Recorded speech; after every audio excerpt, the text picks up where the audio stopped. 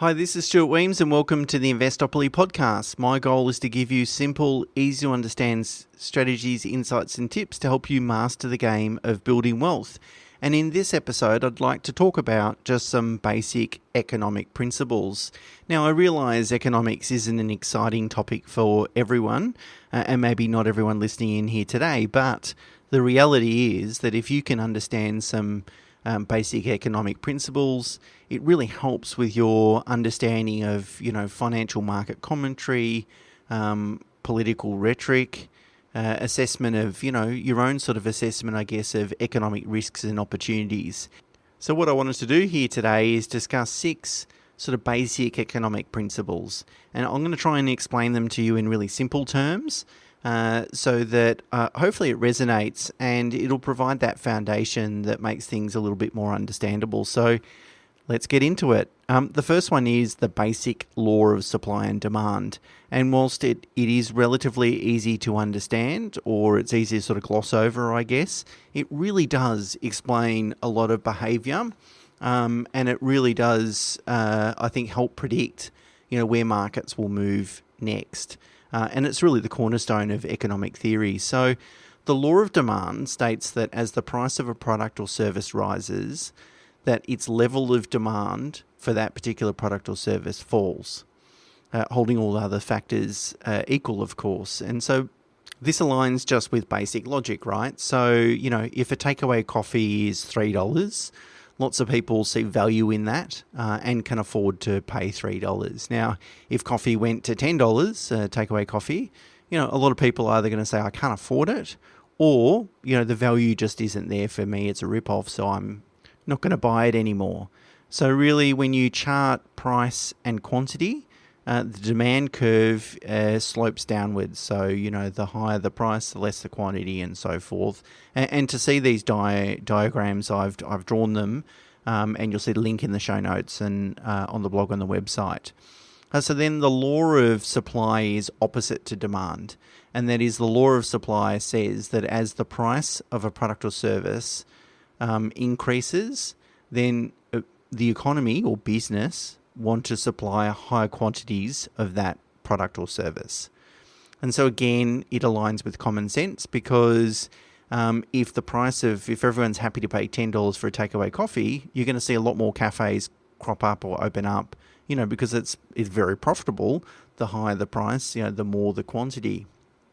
And so the economy's job then is to find an equilibrium between demand and supply, and that will then find the equilibrium quantity of that product or service, and then the equilibrium price. And that is the price at which a producer can sell all the units that the producer wants, and the buyer can buy all the units that they want as well. And that's really the equilibrium. And so if we take the law of supply and demand and apply it to a real life scenario, a current scenario, and I know it's being talked about a lot in the media when the price of lettuce and so forth. But the problem is that as supply contracts, price has to rise, because everyone wants to buy lettuce for $2, but maybe only 50% of people want to pay $4 or $6 or whatever it might be this week. And so as price rises, demand falls and the market finds a new equilibrium. And we know supply has contracted because of supply chains and the floods and so forth. Now, when supply returns to normal, we also know the supply curve will then move down. And again, I've drawn this in a chart just to, a picture paints 1,000 words, I guess. And the supply curve will move down again, and the new equilibrium price will be found. And one day, hopefully soon, lettuces will cost $2 or, again, whatever they normally cost. So really, supply and demand explains a lot of economic behaviours, and it helps you sort of forecast what might happen in the future should demand or supply change. Okay, the next one I want to talk about is economic output and growth, which is a very, very important measure, of course, and really goes towards the health of an economy. And the main measure used to measure economic output is gross domestic product, or GDP. And there's really 4 components that contribute to GDP or to calculate GDP. The first one is consumer spending, plus government spending, plus investment, plus net exports. And if you add those four components together, you can calculate a country's GDP, gross domestic product. So let's talk about each of those. So consumer spending is really, that's really what we're spending on a day-to-day basis, so what private households spend. And consumer spending is really influenced by things like the level of employment, wage growth, consumer confidence. Yeah, they're the main things that really impact consumer spending. And consumer confidence is critical in that regard. So if people are feeling really uncertain, they will stop spending or reduce expenditure. Approximately 50% of Australia's GDP is driven by consumer spending, and that's important to know because therefore consumer confidence and unemployment and wage growth and those sorts of things are therefore really, really important. Next is government spending, and that really includes anything like expenditure on equipment, infrastructure, public service payroll, really anything that's driven by the government. And it accounts for about 25% of GDP, although it's been as high as 27, 28% over the last couple of years due to the COVID support measures. The next component is then investment, and that really refers to private domestic investment, including investment in businesses. So if a business is building a new manufacturing plant or something like that. Also, residential property construction is included in investment, and then business inventory. So if people increase stock levels and so forth, they're holding more stock, that'll go towards investment because obviously business is investing in holding greater levels of stock, hopefully for future, to fulfill future demand. Investment accounts for 22%, around 22% of total GDP. And the last item is net exports. And they're calculated as by saying, calculating the value of exports less what we import, and the net amount is the benefit, the productivity that Australia is generating. And net exports account for about 3% of total GDP, so it's not a big amount. But that's probably because there's only a $10 billion difference between imports and exports. So exports are worth about $50 billion, less imports worth about $40 billion. So, if one of those figures changes materially, well, that can have a big impact on GDP. So it's important to appreciate and understand the components of GDP, how it all works. And that way, when we start listening to people about, falling commodity prices and what impact that might have on GDP and those sorts of things, at least then you've got a better understanding of how are they measuring, what are the components, and where is the sensitive areas. But really consumer confidence, wage growth and unemployment go a long way to building a very healthy economy. So let's now talk about fiscal and monetary policy, because there's two ways to really manage GDP and GDP growth, and that really is either fiscal or monetary policy. So fiscal policy refers to things like government spending and taxation. So the government can stimulate an economy by either reforming or cutting taxes, or increasing spending on things like infrastructure and so forth. And certainly over the last couple of years, government spending in most developed economies has increased, helped the economy through the impacts of COVID lockdowns and so forth. But that's why the federal budget each year is an important one to listen into, because that really informs, how much the government is going to spend, where it's going to go, and therefore will it be stimulatory from an economic perspective. The second way we can manage, or a government can manage GDP growth and economic prosperity, is through monetary policy. And that really refers to changing money supply. So the amount of money that's in the economy.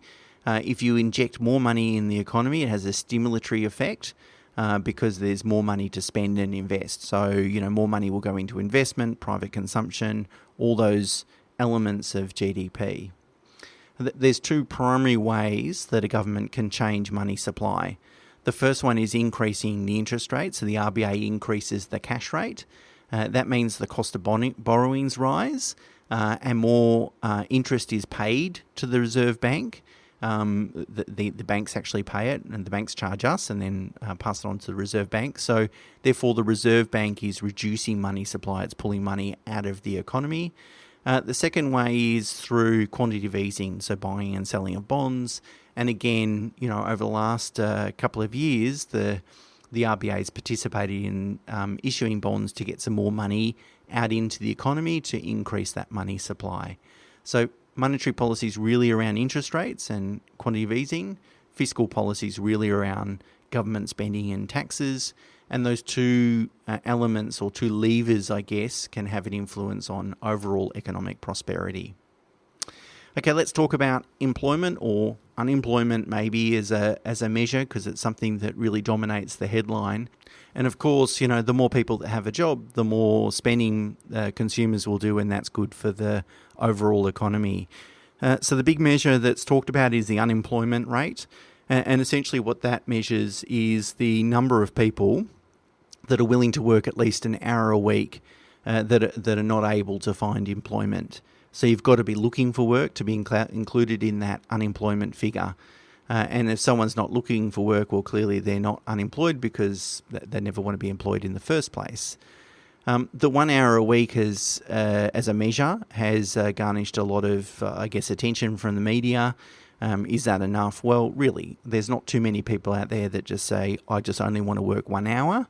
Most people are working sort of part-time, and it might be, 5 to 10 hours at least, I would have thought.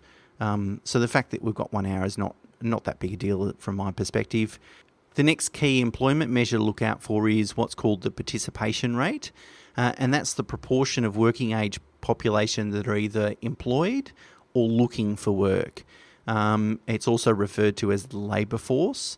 And higher participation rate is a good sign of a healthy economy, because obviously everyone's engaged or looking for work, and we want to keep that participation rate high. Also, if sentiment changes, it's possible that unemployment stays the same because the participation rate falls. So if we start to feel a little bit down by the economy, people will turn around and go, you know what, I'm not going to look for a job because I don't think there are any out there. So you've got to look at the unemployment rate and the participation rate together to get a good picture of where things are at. The last one is wage inflation, and that's obviously also important because it tells us, whether people's incomes are rising, and at the moment, for example, whether they're increasing at the same pace as prices in order to maintain, people's standard of living. You want some wage inflation because with wage inflation, that means consumers continue to spend and spend more.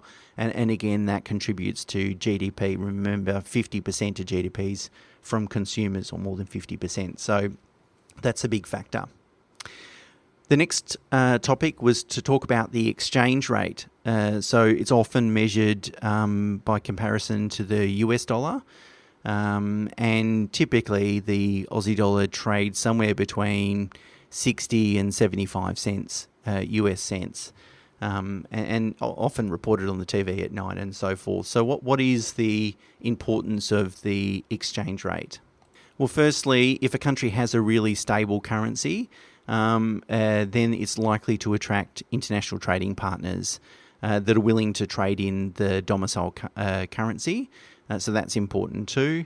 And secondly, the value of a country's currency will either make their imports or exports more attractive, in terms of relative value. So if I'm paying US dollars for an Australian product and the Aussie dollar is undervalued, then as a buyer of those exports, I'm attracted to that because they're now relatively cheaper.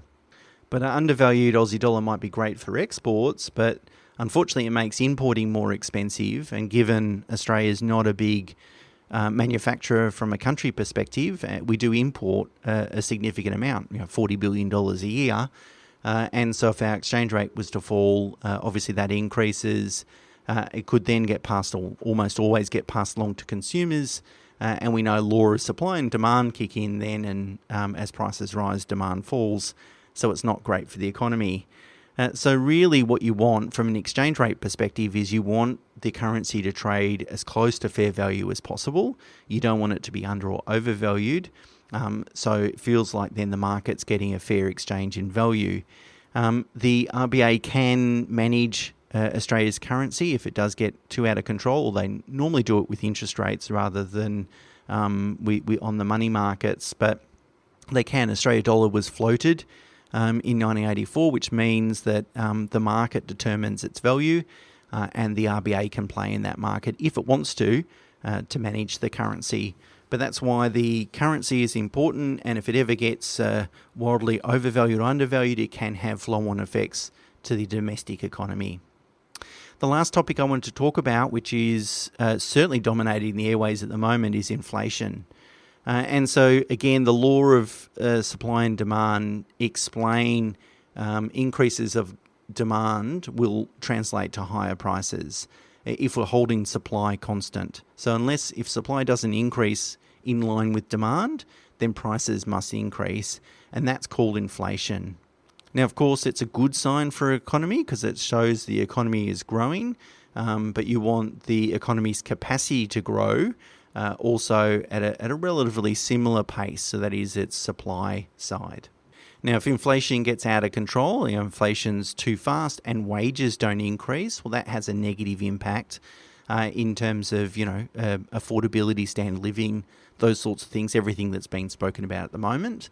But also, you don't want wages to, if inflation is at a high rate and then wages are also at a high rate, you potentially risk hyperinflation, and that has a lot of negative side effects as well as falling private wealth, hoarding of goods, falling currency, and so on.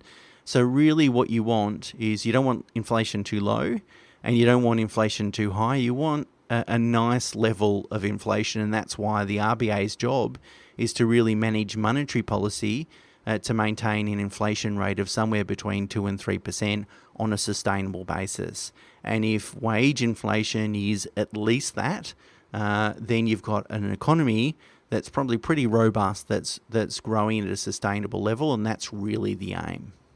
Okay, that's about it. So we've talked about supply and demand, GDP and its components of so forth. We've also then talked about managing GDP, employment, so that's really unemployment rate, participation rate, why the exchange rate is important, and managing inflation. I hope this really simple and quick summary helps people gain a better understanding for economic commentary and also understanding how all these matters sort of are interrelated and have flow-on effects with each other. And hopefully what it does is, empower you to make better decisions and also understand analysis and commentary a little bit more than you otherwise would have. Okay, that's it for me for this week. Until next week, bye for now.